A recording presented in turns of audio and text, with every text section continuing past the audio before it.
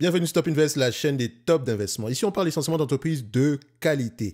Alors, aujourd'hui, je vais partager avec vous une note d'analyse sur Mondelez International. Je rappelle également que les notes d'analyse sont basées sur la lecture des rapports financiers, des coûts de conférence call. D'accord? Donc, je vous donne mon avis par rapport à ce que moi, j'ai compris en lisant les rapports financiers, après écoute des conférences call, etc. OK? Donc, pour ça, vous pouvez recoller ça avec les chiffres de la dernière fois parce qu'on a fait une analyse quantitative sur Mondelez dernièrement. OK? Donc, vous pouvez retrouver la vidéo en tapant Mondelez Top Invest. Vous allez retrouver cette vidéo-là. C'est la troisième fois qu'on parle de cette compagnie. C'est la première fois qu'on fait une note d'analyse sur le sujet. Je rappelle également qu'en lien dans la description de la vidéo, vous avez accès aux notes d'analyse jusqu'au 29 du mois de février. Il faut que je mentionne une chose. Les notes d'analyse qui sont sur la chaîne, sur le site web Top Invest ici, vous pouvez y avoir accès jusqu'au 29 du mois de février. C'est essentiellement des notes d'analyse sur des compagnies qui, moi, me semblent sous-évaluées en date d'aujourd'hui. Donc, je lis les rapports financiers, j'écoute des conférences et je vous donne mon avis ici. Généralement, je le mets dans ce service-ci et j'ai tendance ici à faire des mises à jour. Donc, il ne s'agit pas juste de mentionner une compagnie une fois. On y revient ici pour voir à peu près si le scénario d'investissement de départ est toujours d'actualité. Mais jusqu'au 29 du mois de février, vous n'aurez pas de suivi. Donc, c'est toutes les entreprises qui seront là. Faites ce que vous voulez avec. OK? Ça ne veut pas dire qu'on prend, on achète bêtement. Non. Vous lisez vos rapports financiers, vous écoutez les conférences call également. Et si vous avez des questions, on est là pour y répondre. Donc, on y va ici. Et déjà, un like, un abonnement, un commentaire, ça fait toujours plaisir. Un maximum de likes, OK? Ce genre de vidéo, ça prend du temps. Vous voulez de la qualité, on peut fournir de la qualité au-delà du quantitatif. Ce n'est pas ça qui nous dépasse. Mais comme je le dis ici, ça demande du temps et c'est toujours bien d'avoir des encouragements. Après, également, moi, intellectuellement, ça me fait plaisir de faire ce type de vidéo-là parce que moi, j'apprends. D'accord? J'apprends. Mondelez, je ne la possède pas. Je le mentionne, je ne la possède pas, mais elle est clairement dans ma watchlist. Après avoir lu les rapports financiers, écouté les conférences call, j'ai clairement déjà comment on appelle ça, une certaine avance sur quelqu'un qui va uniquement regarder les chiffres. Ok, je sais exactement ce qu'il faut regarder, je sais exactement qu'est-ce que je ne connais pas présentement sur cette compagnie-ci. Et quand je vais aller regarder sur les compétiteurs ici aujourd'hui, comme par exemple Hershey, qui est sous-évalué, enfin, un meilleur prix que Mondelez en date d'aujourd'hui. Mais attention, chacun a ses avantages et ses inconvénients ici. Je pourrais à peu près voir qu'est-ce qui m'intéresse et qu'est-ce qui ne m'intéresse pas. OK? Quelles sont les questions à poser par rapport à ce que le management a mentionné dernièrement. Donc voilà, c'est intéressant, c'est important. Lisez vos rapports financiers. Donc, on y va rapidement. Alors, Mondelez International. Les résultats financiers de Mondelez ont connu une forte reprise en 2023. Attention, quand je dis ont connu une forte reprise, c'est par rapport à 2022 jusqu'au troisième trimestre ici de 2023 parce que le quatrième trimestre n'est pas encore sorti. Mais il y a de grandes chances que ce quatrième trimestre-là soit très très bien. Enfin, je vais vous dire également pourquoi est-ce qu'ils ont connu une forte reprise en 2023. Pour ceux qui veulent la description de Mondelez, etc., allez sur Zone Bourse, onglet Société, vous allez trouver la description. Voilà, OK? Donc, les comparaisons des bénéfices du fabricant de snacks se sont nettement améliorées au cours des 3 premiers trimestres de l'année dernière, donc je parle de 2023, car les charges liées à l'acquisition qui ont pesé sur les bénéfices en 2022 ont diminué. Rappelez-vous, Mondelez a fait une acquisition en 2022. Donc on peut voir ça ici rapidement. On fait ça, on met ici, OK. Voilà, donc quand on prend les revenus de Mondelez, la première chose que je vais voir ici, c'est que les revenus baissent. C'est pas beau à voir, n'est-ce pas? Mais vous allez comprendre pourquoi tout à l'heure, on a ce genre de variation ici. Et pour voir l'acquisition ici, comme je le dis toujours, quand on voit une croissance des revenus, croissance par acquisition ou bien de manière organique, vous pouvez voir ici qu'on a une accélération des revenus ici, près de 10 milliards depuis 2020. C'est magnifique, tout simplement. Donc, quand on regarde à peu près les acquisitions, on se rend compte qu'on a une acquisition en septembre 2022. On en a une autre ici aux alentours de mars 2022. Et on a une petite acquisition en mars 2021 et une autre ici en 2020. Acquisition également, et elle fait également des cessions d'actifs. On va en reparler. On revient ici au niveau... Donc, quand je regarde déjà ce graphique-ci, je sais exactement pourquoi est-ce qu'il y a ce genre de variation. Et ça qui est important. Quelqu'un d'autre qui n'a pas pris la peine de lire les rapports financiers ou bien voilà, qui ne sait pas à quoi ressemble à peu près une entreprise, qui n'a pas de connaissance sur la compagnie, va se dire que c'est pas beau à voir, les revenus baissent depuis plusieurs années, etc. Mais il y a une chose à surveiller, quand les revenus sont comme ça, comparez toujours avec la marge brute, parce qu'une entreprise ici, et vous allez voir pourquoi, une entreprise qui fait exactement ce que Mondelez est en train de faire présentement, c'est uniquement parce qu'elle veut garantir soit des marges brutes de plus en plus élevées, ou bien elle aimerait se situer sur des catégories de produits avec une forte croissance. En tout cas, on revient sur Mondelez. Alors, on dit ici que donc, les charges liées à l'acquisition qui ont pesé en 2022 ont diminué, d'accord. Donc, par ailleurs, la société pourrait avoir repris du poil de la bête au dernier trimestre avec une hausse des bénéfices estimée à 90% pour atteindre 80 centimes ici, 80 centimes de dollars ici par action. Attention, en comparaison à l'année 2022 qui était une année... si vous n'ajustez pas les bénéfices de 2022 ici, ça va paraître qu'en 2022, on a eu des résultats très en berne. Mais si on les ajuste ici par rapport aux charges liées à l'acquisition, on va se dire qu'on a une légère croissance. Comparer ces bénéfices-là également par rapport à l'évolution de 2021. Donc, le fameux 90% ici, il ne faut pas que ça vous fasse waouh.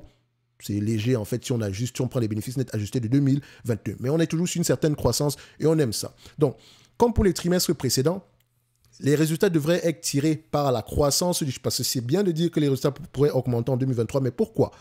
Les résultats pourraient être tirés ici par la croissance du chiffre d'affaires dans toutes les régions géographiques et par une amélioration à 2 chiffres de la rentabilité grâce à de bonnes performances en termes de volume mix, de fixation des prix et d'augmentation de la productivité. Donc, fixation des prix, donc pricing power augmente. Et quand on parle de pricing power ici, Mondelez produit quoi ?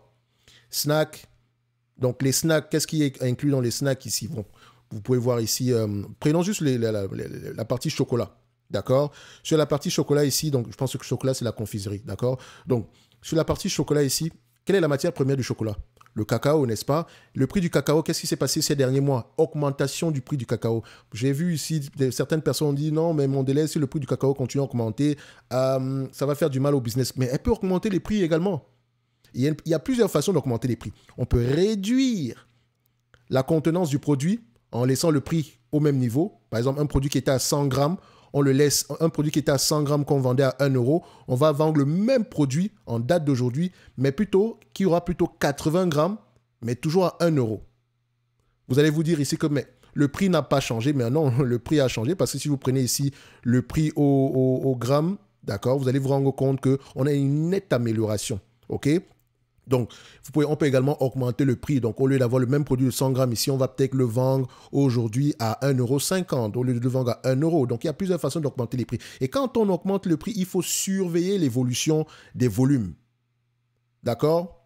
Il faut surveiller l'évolution des volumes parce qu'il y a un point à partir duquel on ne peut plus augmenter les prix. Il faut faire très attention. Donc, ici, quand on regarde cette compagnie, on se rend compte qu'on a un impact au niveau des marges brutes. Question à poser, pourquoi ? Et quand on prend, par exemple, en considération ici, je vais prendre le cacao, cocoa, voilà, on met ça là. Vous voyez que le prix du cacao a littéralement augmenté. Il a explosé. Il a presque doublé même. Parce que quand on prend à peu près la médiane à ce niveau, d'accord, donc sur les 10 dernières années, on a un prix du cacao aux alentours ici de 2572. Maintenant, 600 $, ou je ne sais pas en quoi, ben, je vais juste mettre 2572.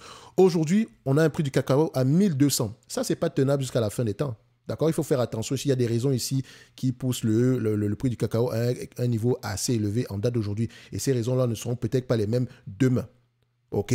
Donc, quand le prix du cacao augmente, est-ce que l'entreprise a la capacité d'augmenter les prix, de faire passer l'évolution de ces prix-là au consommateur final tout en maintenant ses prix, en maintenant ses marges? Oui. Donc, on va également voir ici que quand on parle de productivité, parce que les termes sont importants, le management mentionne la productivité ici, mais ça se voit également au niveau des chiffres. Où est-ce qu'on peut voir la productivité quand on regarde à peu près une entreprise comme Mondelez? Productivité ici, je vous dis, c'est généralement ici, voilà, réduction des coûts. On va le dire comme ça, ok? Réduction des coûts, amélioration des process. Donc, on voit ici que le premier niveau pour voir à peu près l'amélioration de la productivité, c'est l'EBITDA.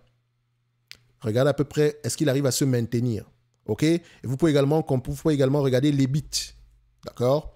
Qui est à peu près l'EBITDA, sauf en omettant la dépréciation amortissement, qui est généralement théoriquement considéré comme la dépense en capital, ok? Donc, on met ici... Quand on compare l'évolution de l'EBIT, on voit qu'on a un niveau de plus en plus élevé et on aime ça. On a une amélioration ici des procès depuis à peu près de la productivité depuis à peu près 2023. D'accord? C'est une bonne chose. Donc, tout revenu supplémentaire ici n'entraîne pas des dépenses en capital supplémentaire. Mais maintenant, quand on parle d'amélioration de la productivité, est-ce qu'on n'est pas en train de réduire les charges liées au marketing? C'est important à aller regarder. Marketing expense. On regarde l'évolution. Je ne fais pas l'évolution ici. Marketing. Les bénéfices liés selling and marketing expense. Bon, ce n'est pas la bonne. On va quand même prendre ça ici. Donc, est-ce qu'on réduit ici les charges liées au marketing? Parce que ces entreprises, pour vendre leurs produits, il faut faire de la publicité. OK? Ce n'est peut-être pas le cas ici, donc les charges liées au marketing augmentent plutôt. D'accord? Elle en a besoin ici pour pousser comment on appelle encore ça? Brand awareness, qu'est-ce qu'on dit encore ici? La perception de valeur de la marque, la publicité, ce genre de choses-là. OK? Donc, on revient ici sur notre note d'analyse. Donc, vous voyez que derrière ces chiffres-ci, il y a tout un raisonnement. C'est pas juste regarder EBITDA augmente, tant mieux. Pourquoi l'EBITDA augmente? Quelles sont les raisons pour lesquelles l'EBITDA pourrait augmenter? Je vous ai donné les raisons tantôt. Quand on parle de productivité, comment est-ce que vous pouvez le voir au niveau de l'EBITDA et au niveau de l'EBIT? OK? N'oubliez pas également, quand on parle de productivité, on peut également parler d'efficience. Donc, dans tel cas, on devrait aller regarder ici le retour sur investissement des capitaux. D'accord? Employés. D'accord? Moi, j'aime bien ici le Tangible ROTCE. D'accord? On va en parler un jour. On va aller pas à pas. Ne vous inquiétez pas. 2024, le niveau sera un tout petit peu plus élevé que ça. Donc, on revient ici au niveau de Mondelez. Alors, productivité, etc. On a parlé de cette partie-ci. On continue. Alors, en 2024, elle devrait être encore plus performante. Pourquoi? La demande des consommateurs pour les catégories de snacks proposées par l'entreprise reste solide, malgré les ajustements de prix significatifs effectués pour compenser l'inflation. Et où est-ce qu'on peut voir ça ici? Les prévisions sont là. Global Snack Market ici, on s'attend à une certaine croissance jusqu'en 2032 ici. Donc, c'est un marché de près de, en 2023, c'est un marché de 1,2 trillion ici. Si on prend juste la partie snack US, c'est près de 144 milliards. Donc, on a également énormément d'opportunités de croissance, enfin, entre parenthèses, dans les pays émergents. Et quand on parle d'opportunités de croissance, attention, je ne dis pas que le marché ici, le total ici de Mondelez, ceci est à 1,2 milliard par rapport à ce qu'elle fait. Elle est au niveau de la confiserie, bakery, je pense que c'est les deux niveaux sur lesquels elle se retrouve parce que snack, c'est assez global. OK? Donc, ces marchés-là sont on a une certaine croissance parce que voilà, quand on met confectionery ici, vous pouvez voir qu'on a une certaine évolution là. OK? Bref, c'est un marché qui reste en croissance, mais c'est un marché mais il reste assez mature également. Mais dites-vous que il devient de plus en plus facile de percer ce marché-là parce que la publicité est de plus en plus accessible à tout le monde. Aujourd'hui, tu as une formule, tu crées ton produit, une bonne idée marketing ici, une bonne publicité ici et boum, ton produit peut exploser. OK? Donc, ce qui va se passer sur ce genre d'entité comme Mondelez, elle va avoir tendance à faire des acquisitions. OK? Elles ont les moyens de le faire. Et dites-vous que l'avantage dans ce genre de produit, oui, c'est la marque, mais également c'est le réseau de distribution. C'est le cœur même de l'entreprise. Le réseau de distribution. Vous pouvez avoir une très belle marque, mais si vous n'avez pas un réseau de distribution solide, c'est mort. Et encore, vous devez avoir le réseau de distribution, mais également un pouvoir de négociation auprès des supermarchés. Parce qu'on vend le produit en question où? On le vend où? Et en parlant du cacao ici, c'est pas parce que le prix du cacao est élevé cette année-ci que cette compagnie-ci va avoir de mauvais résultats cette année. Non, généralement, il y a un décalage parce qu'on achète en avance. Le prix de cacao de 2024 on le verra sur les comment on appelle ça, le prix du cacao de 2023, on le verra ici au niveau des charges sur l'entreprise. Au niveau on le verra, ça va se répercuter au niveau de l'entreprise ici. C'est à partir de 2024 qu'on va le voir. Donc le prix de 2023, c'est en 2024 qu'on va le voir parce qu'on achète en avance. Maintenant, si le prix du cacao diminue entre-temps, voilà, il peut y avoir des modifications. Donc, on revient ici sur notre note d'analyse. Alors, on a ici dit ajustement des prix ici effectués pour compenser l'inflation. En outre, avec des perspectives stables en Amérique du Nord et en Europe, la direction voit de fortes opportunités d'expansion des volumes sur les marchés émergents l'année prochaine. Je l'ai déjà mentionné, l'année prochaine, c'est 2025. Entre-temps, Mondelez récolte les fruits de ses initiatives en matière de productivité et de simplification. On va parler de simplification ici tantôt. OK, simplification sur du portefeuille. Donc, dans l'ensemble, les bénéfices devraient progresser de 10 à 15% cette année, donc 2024, sur la base d'une augmentation des ventes de 4%. Et je vous ai déjà dit ici que ce n'est pas parce qu'on a une augmentation des prix des ventes de 1% qu'on aurait une augmentation des bénéfices nets d'1%. Non. Parfois, si l'entreprise est de plus en plus productive ici, on peut avoir une augmentation des bénéfices nets plus élevée qu'une augmentation que l'augmentation des revenus. D'accord? Il faut toujours comparer les deux séparément. Donc, on continue. Ça reste une estimation. Hein. On suit l'évolution. Le management le mentionne, les analystes le pensent également. Et voilà les raisons pour lesquelles ça pourrait augmenter la productivité, la simplification. On voit déjà que le passif de cette compagnie parle pour elle. Donc, il y a de bons points. OK? Alors, on continue. L'entreprise continue de progresser dans ses initiatives de reconfiguration du portefeuille. Donc, quand on parle de reconfiguration du portefeuille, on peut se dire ici que les revenus de 2021, on s'arrête d'abord là les amis, like, c'est important, ça prend du temps. Donc, si vous voulez voir ce genre de contenu, il faut le pousser de plus en plus haut. Je sais que c'est pas très beau à voir, etc. Je lis un texte, etc. Mais derrière ce texte-là, il y a du travail, ok? Vous aimeriez avoir des vidéos avec beaucoup de goodies, je sais ce genre de choses. Je ne sais pas faire ce genre de vidéos-là, ok? Moi, tout ce que je sais faire ici, c'est lire les rapports financiers, écouter les conférences call. Je vous présente ça comme je vous le présente. Vous prenez ce qui est plus important derrière. C'est pas un concours de beauté ici, ok? Donc, si vous voulez voir ce genre de contenu, poussez-le au maximum. N'oubliez pas également de vous abonner massivement ici aux notes d'analyse, d'accord? C'est gratuit jusqu'au 29 du mois de février. J'ai ajouté une 5e entreprise dans cette liste-là. Je pense que vous allez la reconnaître, ok? Donc, on revient ici sur Mondelez. Donc, vous pouvez voir ici que l'amélioration, la reconfiguration ici du portefeuille, est-ce que cette reconfiguration est bénéfique? Et en parlant de reconfiguration, quelle entreprise est en train de faire la même chose en date d'aujourd'hui? Stanley Black & Decker. Volontairement. Donc, quand vous allez regarder Stanley Black & Decker, dites-vous que nous n'avons pas une entreprise qui est en train de perdre en termes de chiffre d'affaires, etc. C'est volontaire. Elle est en train de se repositionner sur des segments d'activité où elle pense qu'elle aura de la croissance et des marges plus élevées, où elle pense également qu'elle pourra avoir un pricing power plus élevé. OK? Donc, on va revenir sur Stanley Black & Decker. Alors, quand on regarde à peu près ici l'évolution des revenus, j'aime bien voir les marges brutes. Parce que si vous repositionnez le portefeuille, ça veut dire qu'on aimerait avoir des marges de plus en plus élevées. Est-ce que c'est le cas? Bien sûr, mis à part la période inflationniste actuelle, mais on se rend compte qu'on a quelque chose de plus en plus important. Et c'est très, très bien. Et c'est ça qui nous intéresse. Donc, derrière ici, la variation des prix, il y a toujours, la variation des revenus, il y a toujours une raison. L'analyse quantitative, c'est présenter les chiffres. L'analyse qualitative, c'est faire parler ces chiffres-là. Les deux sont indissociables et ça donne une analyse fondamentale. Et c'est ça qu'on fait ici aujourd'hui. Mais vous ne pouvez pas comprendre ce que moi je suis en train de faire présentement si vous-même vous n'allez pas lire les rapports financiers. Et comme je dis toujours, oui, la note est là, etc. Mais allez lire vos rapports financiers. Parce que quand il y a des zigzags là au niveau du prix de l'action, si vous n'avez pas lu, vous ne serez pas serein. D'accord? Donc, on revient sur Mondelez. Donc, vous pouvez voir ici la reconversion du portefeuille ici, donc progresser l'initiative. Bref, donc, au cours des 5 dernières années, Mondelez a réalisé 9 acquisitions, on a vu ici tantôt.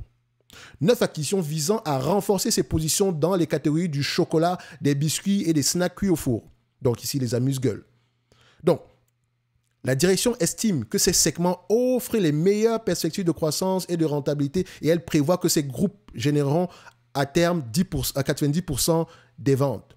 Actuellement, donc les ventes de chocolat qui représentent 30% du chiffre d'affaires en date d'aujourd'hui ont augmenté de 15% au 3e trimestre. Les ventes de biscuits et de snacks cuits au four, donc qui représentent 50% du chiffre d'affaires, ont augmenté de 12% au cours de ce trimestre également, de le 3e trimestre 2023. À ce jour, d'accord, donc jusqu'au 3e trimestre 2023, l'entreprise a conservé ou gagné des parts de marché sur 65% de sa base de revenus.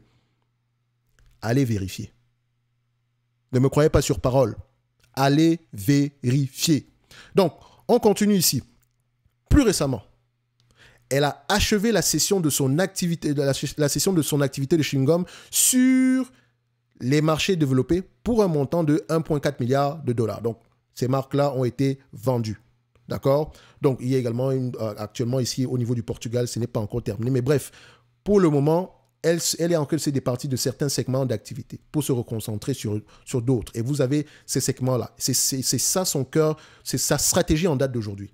C'est la stratégie de cette compagnie-là en date d'aujourd'hui. Maintenant, ici, s'achève à peu près ma note d'analyse basée sur les éléments que j'ai pu à peu près avoir sur le 3e trimestre, ok, ainsi qu'en écoutant les conférences call ici du 2e et du 1er trimestre 2023. D'accord? Ça va peut-être faire ici une vidéo de moins d'une trentaine de minutes, mais il y a des heures et des heures et des heures derrière. OK? Un like, un abonnement, un commentaire, ça fait toujours plaisir. Et je te rappelle encore une fois, en lien dans la description de la vidéo, abonnez-vous massivement ici aux notes d'analyse. C'est gratuit. Je lis les rapports financiers, j'écoute les conférences call sur des entreprises qui, moi, me semblent sous-évaluées en date d'aujourd'hui. Et je vous présente une note d'analyse. OK? Je ne vous promets aucun rendement, mais je sais une chose, c'est qu'il y a de grandes chances que les entreprises en question, d'accord, puissent bien se comporter dans le futur. D'accord? En tout cas, à l'état actuel des choses, je le pense. Donc, le lien est dans la description de la vidéo. En termes d'évaluation, parce que je sais que c'est la partie qui intéresse, j'ai déjà fait une vidéo d'analyse quantitative sur Mondelez. Maintenant, avec les éléments que vous avez lus tantôt, est-ce que vous êtes plus optimiste ou pessimiste sur Mondelez? Si on se base ici sur les éléments quantitatifs, on va se dire que cette entreprise-ci pourrait se négocier, et c'est un business assez prévisible, aux alentours ici de 105 $ d'ici 2020. Attention, c'est 25 fois les bénéfices. Ah, attention, c'est 20 fois les bénéfices en moyenne. Voilà, 20 fois les bénéfices.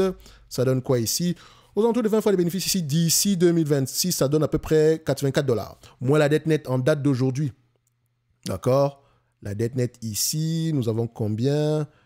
Moins la dette nette en date d'aujourd'hui, nous avons à peu près 15 $ de dette nette, 84, donc ça donne à peu près aux alentours ici des 69 $ par là. OK? 69 $. Donc, au prix actuel, je continue à dire que l'entreprise est correctement évaluée. Maintenant, au-delà de 2026, si on continue à avoir une certaine croissance, tant mieux.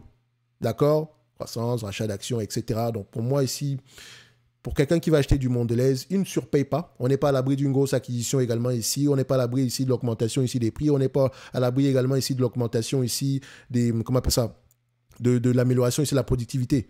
Mais en tout cas, moi, j'aimerais avoir un prix beaucoup plus bas que ça. Mais ça, ce n'est que mon avis, hein.